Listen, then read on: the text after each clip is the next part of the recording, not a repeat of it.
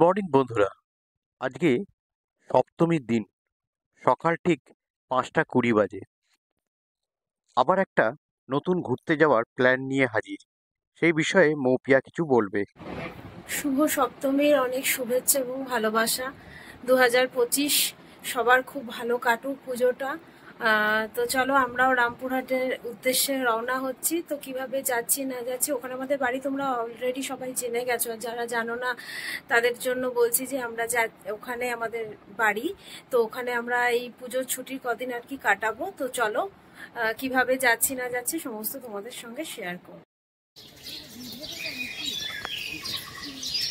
আরও একবার শুভ সকাল বন্ধুরা।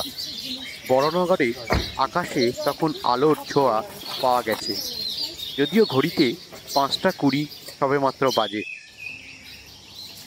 সপ্তমীর ভোরবেলায় বাতাসে একটা ঠান্ডা ছোঁয়া পাচ্ছিলাম, আর আমরাও বেরিয়ে পড়লাম রামপুরহাটের উদ্দেশ্যে।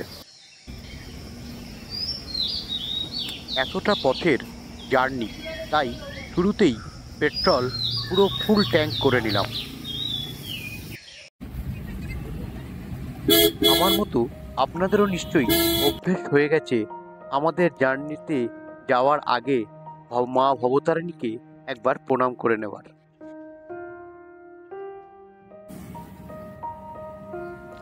বন্ধুরা, আজকের জার্নিটা শুধু একটা ভ্রমণ নয়, এটা যেন পুজোর সকালে প্রকৃতির সঙ্গে এক নতুন দেখা। আমার সাথে আপনারা হয়তো একমত হবেন, ভোরবেলায় বেরালে সেই সময়কার একটা ল্যান্ডস্কেপই আলাদা রকমের থাকে। সেই শহরতলি হোক বা গ্রামাঞ্চল, সব জায়গায় একই দৃশ্য আমরা প্রায় দেখতে পাই। পুজোর সময় কলকাতা শহরে লরি, ট্রাক এগুলি রাত্রের দিকে ঢুকতে পারে না, তাই জার্নির শুরুতেই বালি ব্রিজে একটা জ্যামের সম্মুখীন হয়েছিলাম, তবে তা খুব সামান্য। তারপরেই কাটিয়ে উঠে আমরা আবার ছুটতে শুরু করলাম। সকালবেলায় প্রচুর জ্যামের মধ্যে ফেসে গেছিলাম। বালি ব্রিজের আগে প্রচন্ড জ্যাম আছে। আসলে কলকাতার এখন সব সারা রাত ধরে ঠাকুর দেখছে, তারপর বাইকার্সরা সব ফিরছে বাড়ি, এখন পুরো জ্যাম। ভিডিওতে দেখবেন হয়তো আপনারা।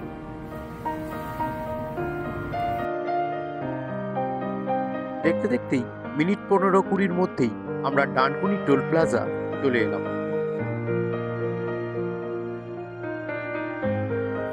সপ্তমীর দিন হওয়ায় সম্ভবত ডানকুনি টোল প্লাজা একদম প্রায় ফাঁকাই ছিল।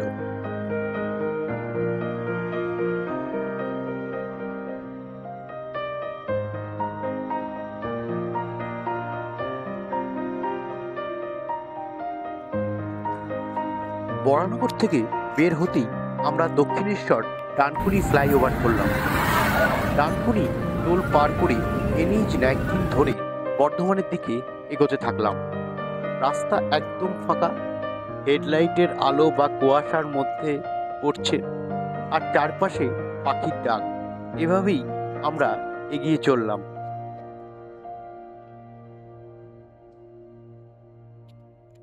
আপনারা যারা ভ্রমণ প্রিয় মানুষ, যারা মাঝে মধ্যেই ঘোরাফেরা করতে ভালোবাসেন, তারা জানেন হয়তো NH 19-এর এই রাস্তা ধরলে পরে দুই ধারে শুধু ধানের ক্ষেত।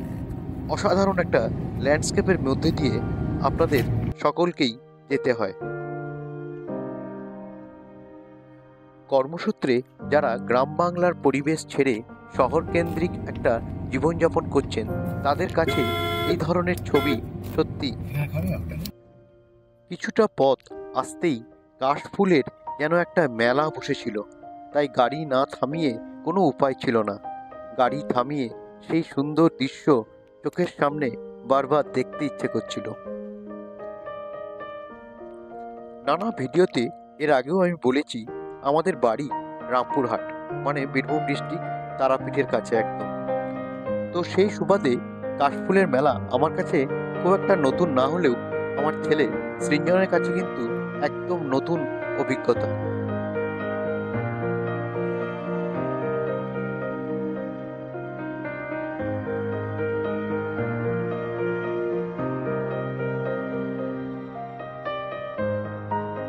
কাশফুলের মেলা পার করতেই একটা ধাবার সন্ধান পাওয়া গেল। সেই ধাবার নাম হচ্ছে খোয়াই। আমার আবার ধাবার পাশ দিয়ে গেলেই সেই ধাবার চায়ের গন্ধ সবসময় যেন নাকের সামনে ভেসে ওঠে। তাই কাল বিলম্ব না করে সোজা ধাবার ভেতরেই ঢুকে পড়লাম।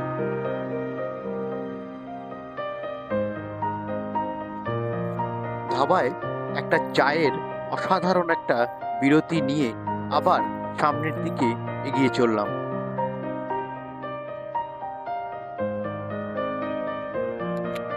আপনাদের বলে রাখি, যারা তারাপীঠ যেতে চাইছেন, আমার এই ভিডিও দেখলে আপনারা সহজেই বুঝতে পারবেন কিভাবে যেতে হবে তারাপীঠ এবং কোন রাস্তা দিয়েই বা যেতে হবে আর রাস্তার কন্ডিশনই বা কিরকম।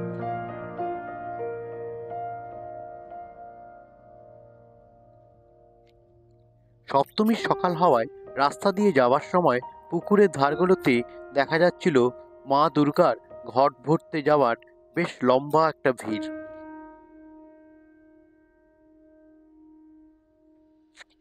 দেখতে দেখতেই আর 12 কিলোমিটার ছিল বোলপুর। আপনাদের যাত্রার সুবিধার জন্য বলে রাখি, ডানকুনি টোল প্লাজা হয়ে আমরা বর্ধমান বাইপাস ধরে NH2B দিয়ে বোলপুরের মধ্যে ঢুকেছিলাম। রাস্তা বেশ সুন্দর, দুপাশে মাঠ আর গাছের সারি।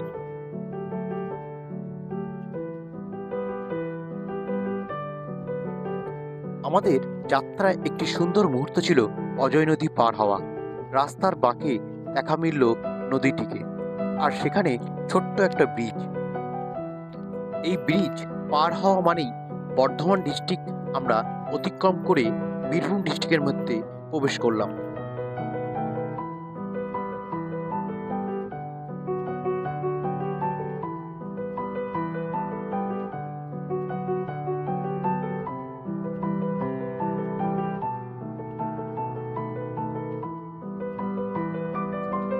বোলপুরে পৌঁছাতেই চোখে পড়ল শান্তিনিকেতনের শান্ত পরিবেশ, গাছের সারি, রোদে লাল মাটির রাস্তা আর ছোট ছোট দোকান।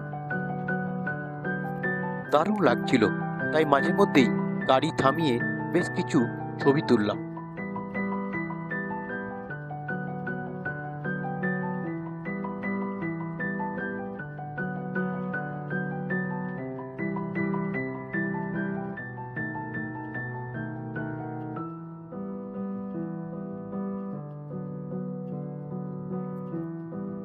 গ্রামের দুর্গাপুজোর একটাই আলাদাই আনন্দ।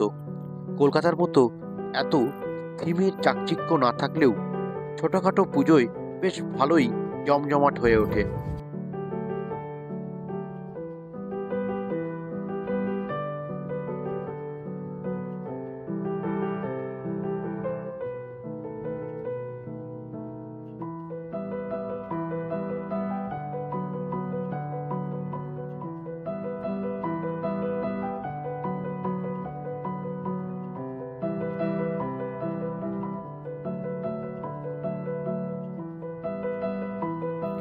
বোলপুর থেকে রাস্তার কন্ডিশন কিন্তু বেশ ভালোই ছিল সাঁইথিয়া অবধি।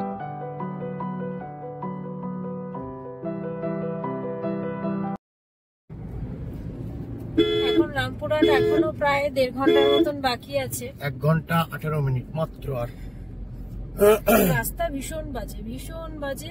এই রাস্তা বাজে, মানে বেশিরভাগ রাস্তাটাই বাজে। আপনারা আসলে একটু সাবধানে আসবেন, তা না হলে খুব মুশকিলে পড়বেন। আমাদের দেবজিৎ দাস যে গাড়ি চালাচ্ছে, এই যে দেখে রাখুন, এত বাজে গাড়ি চালিয়েছে। যে কোনো মানুষ খেয়ে মাথা ফেটে গেছে। যে কোনো মানুষ যদি আসে তার মোটামুটি কোমর ফোমর সবই ভেঙে যাবে। আগের বারে শ্বশুর মশাই মানে দেবজিৎ দাস যখন তার বাবাকে নিয়ে এসেছিল প্রথমবার বলে সে ক্ষমা করে দিয়েছিল, কারণ চলে গেছে। যে ছেলে আর মুখও দেখাচ্ছে না, এই যে অসুস্থ হয়ে পড়েছে, খুবই ভাবে অসুস্থ হয়ে পড়েছে। আমি ভাবছিলাম আমার মা বাবাকে নিয়ে আসবো, কিন্তু আমার মা বাবা ঠিক আছে তবু, কিন্তু মা আমার মানে একবারেই কোমরটাকে নিয়ে তো সেই জন্য বলছি আপনারা যখনই আসবেন একটু সাবধানে আসবেন, তা নাহলে আমার মতন কোমর টোমর ভেঙে যাবে, খুবই অসুবিধা।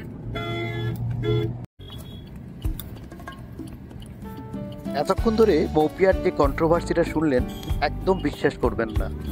বোলপুর অবধি কিন্তু রাস্তা যথেষ্ট ভালো ছিল।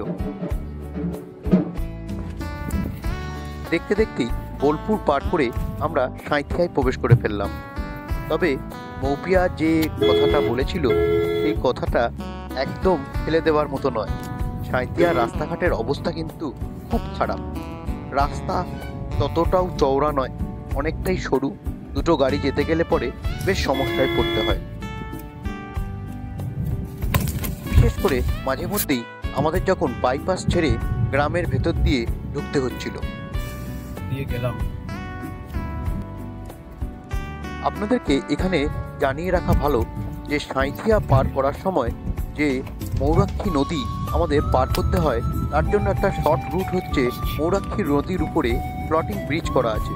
কিন্তু বর্ষার জলে সেই ফ্লোটিং ব্রিজ প্রায় বেশিরভাগ সময়ই বন্ধ থাকে। তখন যে রাস্তা দিয়ে ঘুরে যেতে হয় সেই রাস্তার কন্ডিশন কিন্তু খুব খারাপ। আগের বারে যখন রামপুরহাট এসেছিলাম তখন আমরা সাঁইথিয়া দিয়ে না গিয়ে আমরা সিউড়ি দিয়ে তিলপাড়া ব্যারেজ হয়ে ঢুকেছিলাম, কিন্তু বর্তমানে সেই তিলপাড়া ব্যারেজের কাজ চলছে, সেই জন্য ওই দিক দিয়ে না যাওয়াই ভালো। সাঁইথিয়া পার করার পর বাতাসপুর হয়ে আমোদপুর হয়ে যখন মল্লারপুরের দিক দিয়ে যাব, তখন কন্টিনিউয়াস রেল লাইনের পাশ দিয়ে আমাদেরকে যেতে হয়েছিল এবং পাশ দিয়ে অনর্গল ট্রেন চলে যাচ্ছিল। দারুণ লাগছিল সেই দৃশ্য।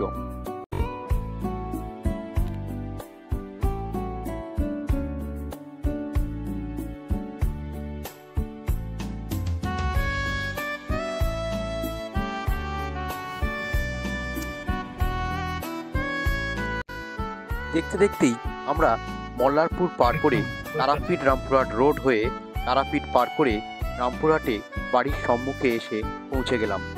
বাড়ির সামনেই মা সন্তোষীমাকে প্রণাম করলাম। সামনেই আমাদের বাড়ি।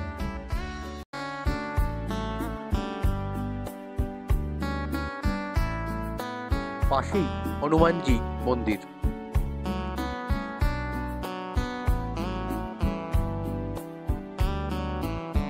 আমাদের বাড়ির সামনেই সুবিশাল চালদহনি পুকুর, সামনেই গাড়ি পার্কিং করে রেখেছি। আপনাদেরকে জানাই এই জার্নিটা আমার টোটাল 5 ঘন্টা 20 মিনিটের মতো সময় লেগেছিল।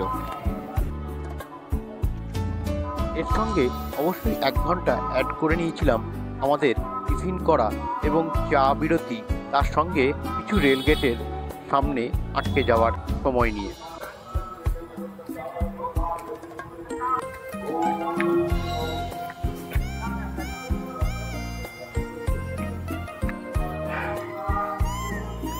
বন্ধুরা, এই ছিল সপ্তমীর দিন বরানগর থেকে রামপুরহাটে আসার জার্নি।